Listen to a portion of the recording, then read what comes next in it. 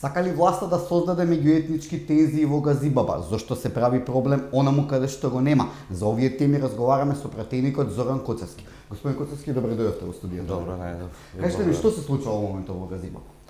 Во Газибаба се создава вештачка криза од страна на владата, од страна на криминалците на ДУИ и СДС. Има уцени и закани што се однесува до градоначалникот, што се однесува до иницијативниот одбор, до родителите и така натаму и така натаму.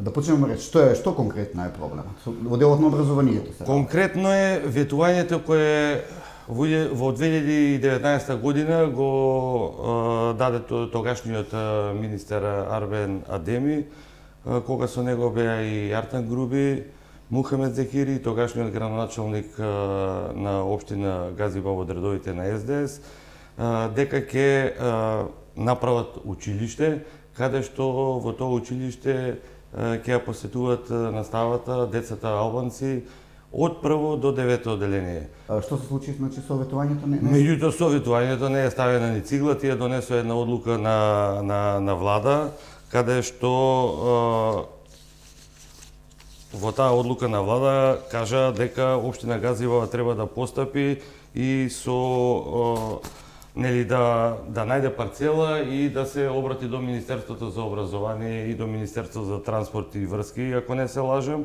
Тоа е оваа одлука.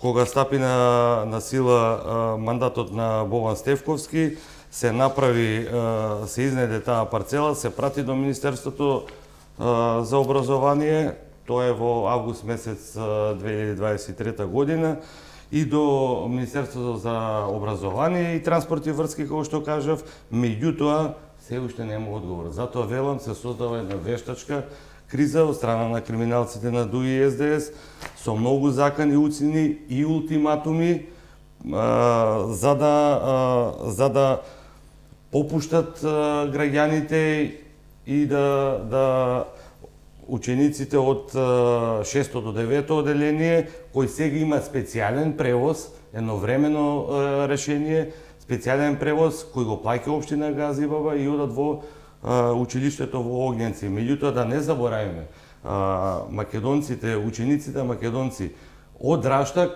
со јавен градски превоз одат на училиште во Булачани и учениците македонци од Брњенци одат со јавен градски превоз во училиштето, во основното училиште Крсте Петков Мисиреков.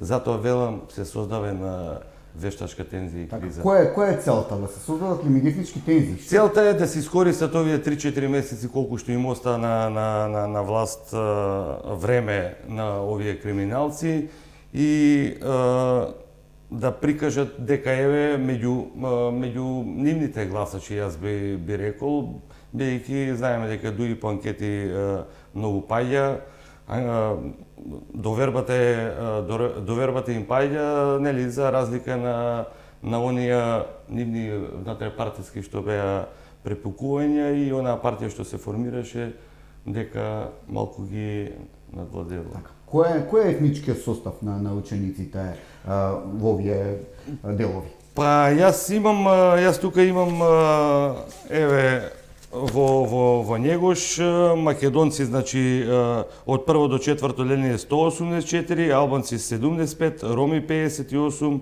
и останато 20 ученици. Од 6 до 9 одделение вкупно, значи, 216 ученици, македонци 127, албанци 48, роми 44, бошњаци 3 и така натаму и така натаму. Значи се работи за претежно со македонско етничко население.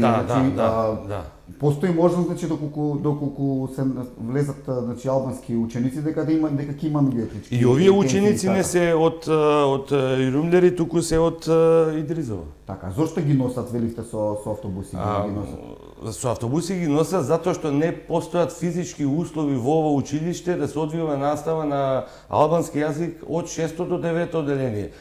Па еве, министерот праќа државен просветен инспектор кој требал да ја утврди фактичката состојба и наместо да каже дека има простори, односно училници за работа на учениците, а 24 паралелки, тој кажува дека има тоалети, дека има кујни и така натаму и така натаму. А уште една работа од страна на градоначалникот беше и како времено решение беа дадени простори на местна заедница. Меѓутоа и тоа беше одбиено. Значи не е главен проблем дека ќе дојдат нови ученици, туку затоа што навистина нема ни просторни можности. Тоа сака да иначе на територијата на Гази Баба има настава на албански јазик. 25 мај во населбата Ченто, каде што ја живеам, тоа е целото училиште е училиште каде што ја посетуваат наставата на албански јазик. Истото е и во Страченци. Целото училиште ја посетуваат наставата учениците на албански јазик. Така да Значи нешто со сила се сака да се. Со сила сака да. Со сила овие 3-4 месеци додека нели не се закажат, не се објават изборите. Така. И сега денеска е најавено да има некаква одлука врска со барањето на министерот, градоначалникот да дозволи создавање, значи формирање на албански паралелки, така? Што треба денеска да се случи? Ултиматум е даден до градоначалникот и до иницијативниот одбор, пред се до градоначалникот, дека доколку не се случи ова со учениците албанци, дека ќе му се одземат ингеренциите на ниво на Гази Баба. Тоа значи да му се одземат ингеренциите во образованието на територијата на општина Гази Баба. Верувате дека ќе одат до таму? Ја кај овие луѓе верувам се, меѓутоа во последно време кај нас сите за еден за сите. Тука нема назад. Јас и како пратеник во Македонското собрание стојам зад овие родители, зад овие граѓања, стојам зад одлуките на градоначалникот Бобан Стефковски, кој од кога дојде на функција ги спроведува законите. Знаете дека имаше едни закани по неговиот живот, затоа што сакаше да спроведе закон. Бесправно изграден објект на територијата на општина Гази Баба беше срушен, па доби закани и веќе сега месец дена и по негово барање министерот за внатрешни работи Оливер Спасовски уште не му удоволува заштита.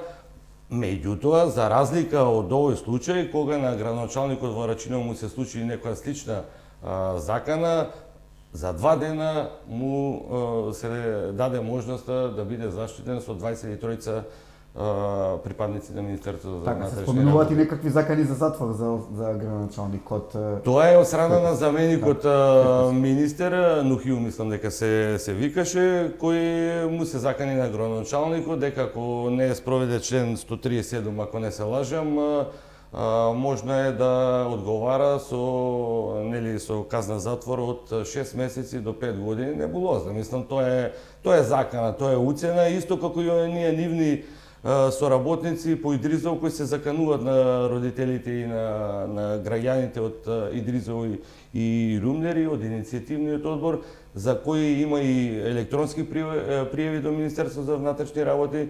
Меѓутоа, нели, Оливер Спасовски, имаме разговарано за него во минатото. Да. Така, што ќе преземете сега доколку сепак се спроведе ова одлука? Дали вие како пратеник ќе ги се обидете да ја поставите и ова работа, бидејќи се работи да излиза меѓуетнички тензии кои може да настанат дополнителни проблеми, да ги поставите во рамки на собранието? Не, ја нема ништо што да правам, таму си постои иницијативен одбор кој си ја тера таа работа и едноставно нема срав кај тие родители. Тоа се родители на деца што учат во училиштето, а јас како пратеник застанувам за нив целосно 100%. Така, како е да се живее во општина Гази Баба? Има ли соживот, велики дека? Па ја живеам 50 години, ја не сум имал никаков проблем. Проблемот се создава од овакви криминалци кои се на власт за ситни политички поени. Всушност мислам дека и не се ни свесни што може да направат со едни вакви потези, со одземање на ингеренции, со она што сака да го направат со училиштето. Значи, градоначалникот, кој што кажеме предеска, даде парцела за тоа училиште, меѓутоа се што правиме со учениците во Раштак и во Обренец. За нив нели треба ново училиште? Така. Каде клучат тие сега? Тие со јавниот градски превоз таков како што ние одат од едно на друго место, оние од Брњици и малку подалеку е. Колку километри се тоа? Па има се од Брњици до Крстен и Сирков, сигурно има едно 4-5 километри, ама и да одат со јавен градски превоз, ние знаеме каков е тој јавен градски превоз, малолетници навечер се враќаат со автобусите на ЈСП. Така, како сте на крај да ја прашам, како сте задоволни од работата на градоначалникот? Одлично, значи градоначалникот само така нека продолжи да ги спроведува законите, законски да работи како што работи до сега. Сега додека се овие криминалци на власт ќе си има проблеми, меѓутоа затоа сме тука и јас и партиничката Жаклина Пешевска, кои доаѓаме од општина Газибава, тука се граѓаните и целосно се ставаме во улога на заштитници на редот и законите, бидејќи гледаме дека нешто друго се случува. Така. Господин Козацки, ви благодарам за разговорот, ви благодарам што ни посочивте, што го посочивте овој проблем и се надеваме дека ќе се најде решение најдобро за жителите на општина Газибава. Ви благодарам и вам.